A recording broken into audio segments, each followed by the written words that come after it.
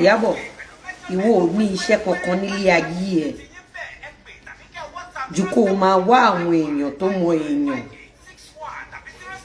Gbogbo aburú tó kọlù ẹ́ tọmọtọmọ yìí, all because o fẹ́ gbé Naira Marley ṣubú, o fẹ́ gbé Sam Larry lulẹ̀, at the same time o fẹ́ gba donation. O dẹ̀ fẹ́ káyé mọ àṣírí Mohbad,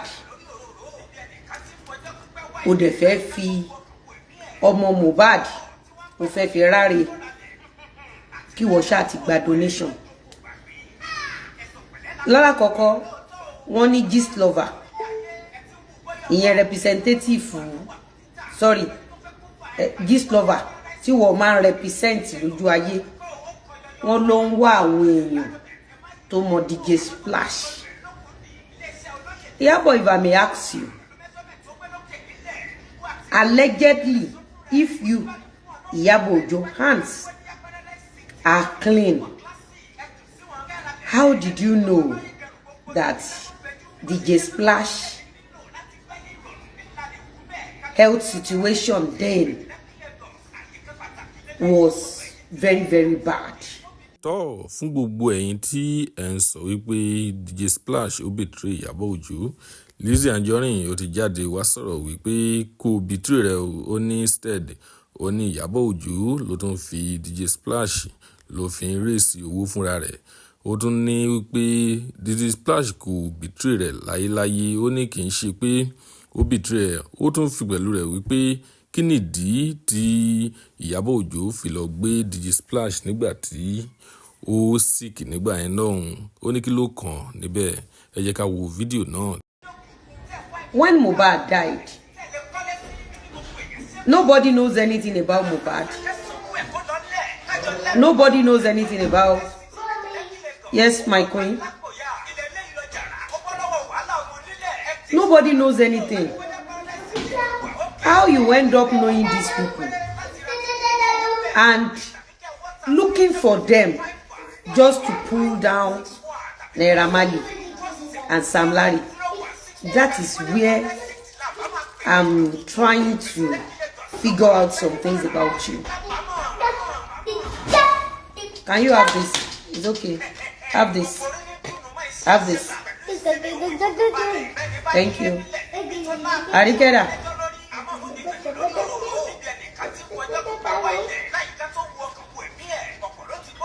A few minutes.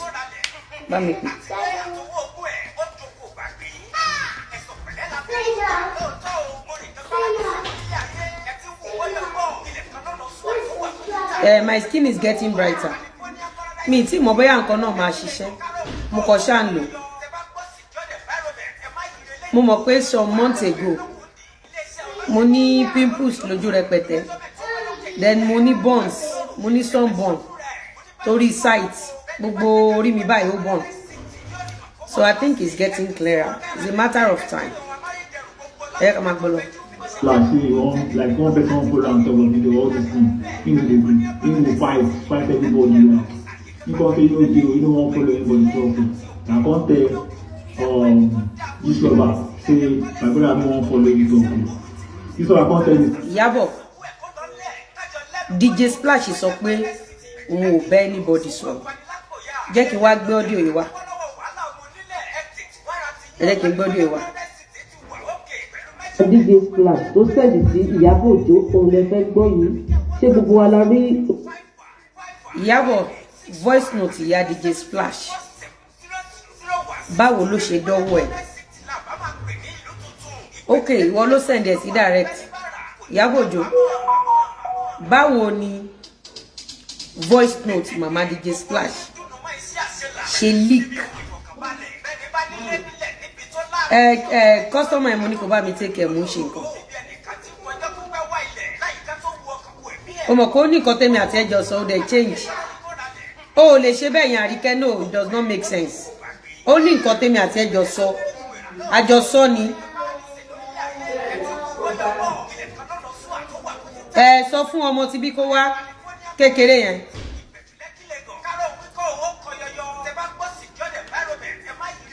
Thank you. Yakubu Sabita said, and I want to tell you from the bottom of my heart, you are awesome. All your enemies would be put to shame. Amen. Yabo, if helping DJ Splash was not a setup, what makes you to release DJ Splash mother's voice note? IYABO OJO, if you are not the one blogging innocent people to subject them to public ridicule, why can't you come online and tell Nigerians what happened between you and DJ Splash? Why using bloggers? IYABO OJO is a question. IYABO OJO, why can't you help the rich ones for donations? Why do you always go for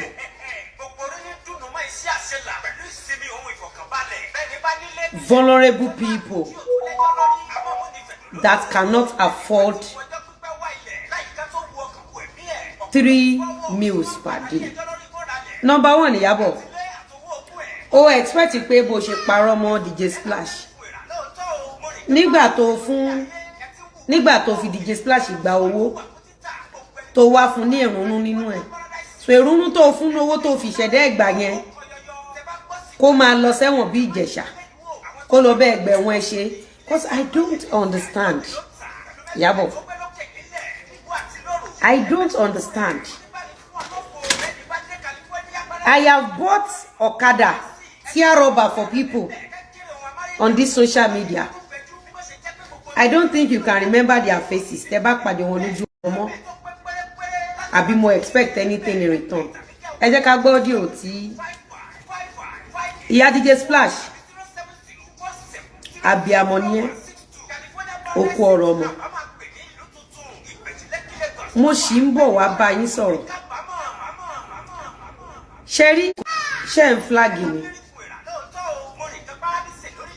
Share tún flag wa ni. Ẹ má bínú.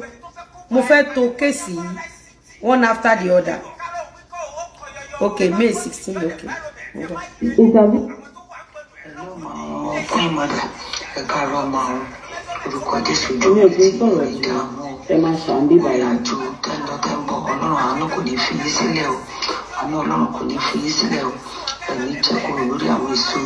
Ìyá DJ Splash ló ṣe fún yẹn lórúkọ Jésù ọmọ ọdún náà lọ́nà máa ṣe yín fún wọn ọmọ ọdún náà ni mo ní tí ọmọ ìbànújẹ́ láàárọ̀ lójú ayé yín lọ́sàn-án àti lálẹ́ àwọn yìí mo ní tí ọmọ ìbànújẹ́ fún yín lórúkọ Jésù wọn máa dùn yín nínú èyí tó jọ̀dọ̀ ni yóò dùn yín nínú. Sórí ìwọ tó fẹ́ rí ọmọ ẹ wò tó fẹ́ mọ sàárì ọmọ ẹ má tẹ̀lé IYABO OJO. Voice note ìyá DJ Splash to me is rubbish. It's of no use. Ṣé kí DJ Splash lọ ṣẹ̀wọ̀n IYABO OJO ni? Because the reason tí IYABO OJO ṣe sáré release voice note ìyá DJ Splash kò tí yé mi nínú allegation tó wà lẹ̀. Amen. Voice note ìyá DJ Splash ǹjẹ́ lè sọ fún mi bí tí DJ Splash tó ti betray IYABO OJO. IYABO OJO parọ́ fún gbogbo àgbáyé nítorí donation, nítorí pé ó fẹ́ báyé Naira Marley àti Sam Larry jẹ́. Irọ́ tí IYABO OJO pa ó ti wá di gbangba lọ́wọ́líà. Ìwọ IYABO OJO ó fẹ́ accept penalty tó wà lọ́ndà iṣẹ́ aburú tí wọ́n fi ń jẹun. IYABO, everything in life ló ní penalty. Being good ó ní penalty. Being bad, being terrible like you ó ní penalty. Ó ti parọ́ fógún ọdún, ayé ti blindly tẹ̀lé ẹ. Òtítọ́ irọ́ tó pa ti dé. I expect you to own up. Mi ò expect kó mú ọmọ tálíkà kó ti orí ẹ̀bọ ẹ̀wọ̀n. Ó ṣe torí Ìjẹ̀ṣà bọ ẹ̀wọ̀n. ó sọ wípé DJ Splash ló sọ fún ẹ pé Naira Marley ó gbé ọmọ ẹ fún cocaine or something or for drugs. Ìwọ ló sọ bẹ́ẹ̀. Ó tún wá yá o. Má gbàgbé pé first time onípo máa ń rán ọmọ ẹ lọ́bẹ̀, ó fún ní drugs.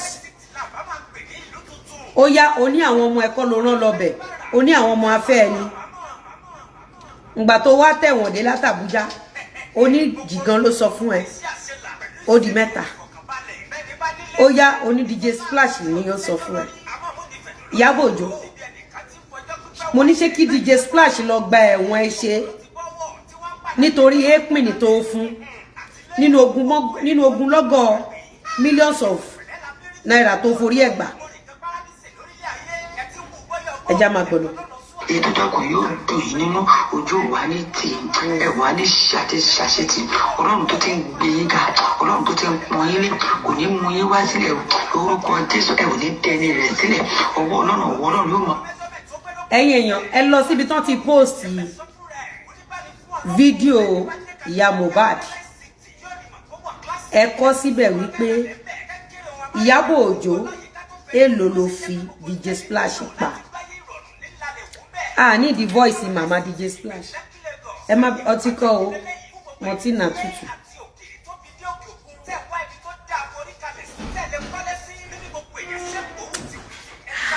Ìyábọ̀ Òjó tún kọ́pì wa. Ológogoro ọmọ òṣì. Ta ló sọ pé may you find peace? Oh. Ìyábọ̀ Òjó ló máa jẹ rẹ́ǹtì. Èmi tí mo ṣe show nínú palace mi. Sherry Lacy, if you love it, do you have my office line? And I have jewelry for it too. I have jewelry for it. I have shoe and bag for it, and I have gele for it. Gbọ́ mi. Ẹ jẹ́ ká máa gbọ́ lọ. Ẹ jẹ́ kí n padà sí the other one. Ẹ jẹ́ kí n padà sí the other one. Ẹ jẹ́ kí n play lé díẹ̀ sí. Yóò máa wà nínú ayé yìí ní gbogbo kíkiri tẹ́ bá ti ń tẹ̀ torí pé ní gbogbo tẹ́ bá ti fi ṣe ayé tẹ́ bá ìwọ̀n máa gbà fún. Ìyábọ̀ Òjó kí ni mí ní audio tó release? Anita ló ṣe common entrance fọ́mọ ẹ̀. Ta ló fún DJ Splash ní nǹkan jẹ? Ìyábọ̀ kí ló mú Gistlover wá DJ Splash lọ? Kí ni nǹkan tẹ́ ẹ fún jẹ nílé Naira Marley tẹ́ fi mọ̀ wípé ayé ò lè remain the same mọ́? Now, mo sọ̀rọ̀ nípa fídíò kan láàárọ̀ yìí wípé Gistlover ó DM mi ó ní àwọn ní gift fún wa nínú àwẹ̀ ó fún wa ó fún mi wá just because Gistlover fẹ́ mọ address ilé wa. Mo sọ nínú show tí mo ṣe láàárọ̀ yìí. So mo ti lọ wá fídíò yẹn jáde pẹ̀lú time and date. Ìyábọ̀ o mọ̀ pé state mi ṣòro wọ téèyàn ò bá gbé nínú ẹ̀. Àbí video evidence mi lélẹ̀. Video evidence mi lélẹ̀.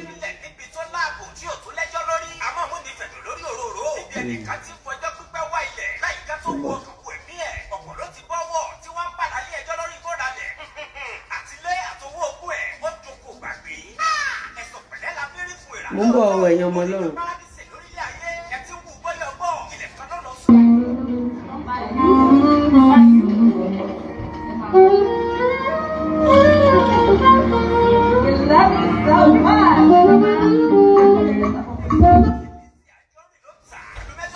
This gift was sent by Anonymous just to know the secret code of my house, just to know my address. This was sent to me. Date and time, okay, paro. Ẹ má bọ̀.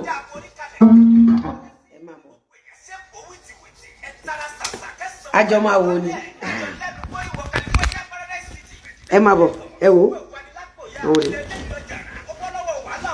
ẹni wọ́n ti kọ́lé síwájú ọ̀dọ̀ wa ẹ̀ ń sìn ẹ ti rí Quran wà ń bẹ̀ ẹ ti rí Quran wà ń bẹ̀ lẹ́yìn ilé Quran wà ń bẹ̀ tẹ̀síbà wà ń bẹ̀ inú àwẹ̀ ni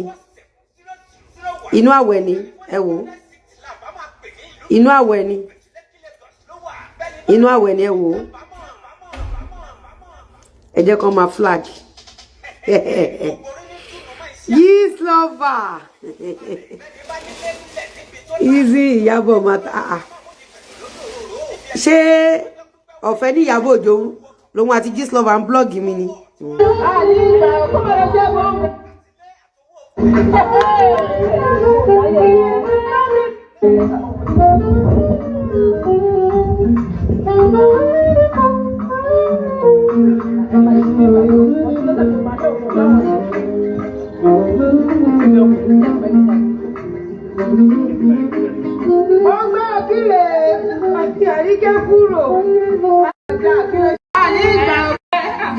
Fún bíbá yìí Ìyábọ̀ Òjó ìwọ lẹ́nu àánú ẹ wo gift yìí gift tí Ìyábọ̀ Òjó àti gist lover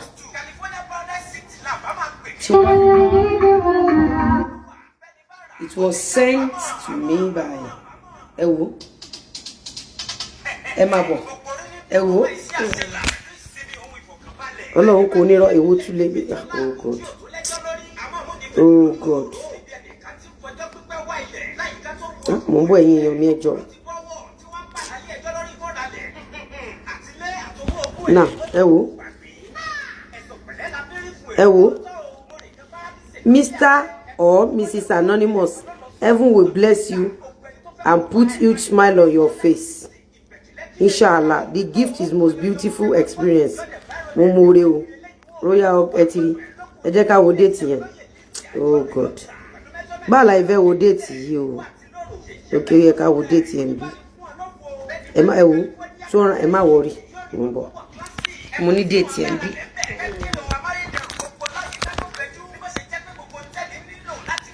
And that is where they got my code. That is where IYABO OJO got my code. This was sent. Code o wa nbe. O wa nbe. E ma bo. Date yẹn wa nbe. Date yẹn wa nbe. Shetiri. 16th of May 2020. 16th of May 2020. Let me show you guys in the ọ̀rọ̀ ọmọ afẹ́ ti ṣẹlẹ̀ ń bí wọn rí mi gbé ṣubú wọn mọ bí mo ṣe ń survive. Look at it. 16th May 2020. Ẹ ti rí 16th May 2020. Ẹ mọ̀ pé mi ò lè ṣe IYABO OJO mọ̀ pé mi lè ṣe kí n má polówó ọjà mi. So ìwọ tó bá wá fún mi tí n bá fi ẹ́ polówó ọjà. Àwọn family member ẹ tó ń ṣe ẹ́ ló bẹ́ẹ̀ wá. Now let's calculate. Ẹ jẹ́ ká lọ sórí Google. When did IYABO OJO did housewarming in my estate? I mean housewarming of a rented apartment. IYABO OJO's housewarming. What date? What date and year? IYABO OJO housewarming.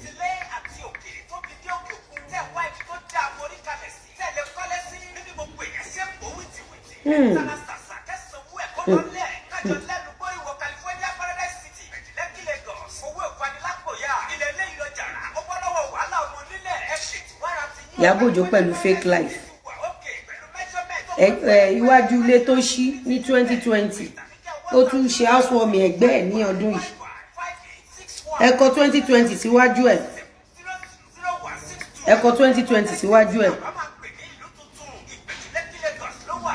Iyabo Ojo ó ṣe housewarming rented house ní Friday September 11 Friday September 11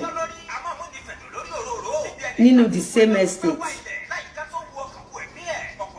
Anonymous dẹ̀ send the gift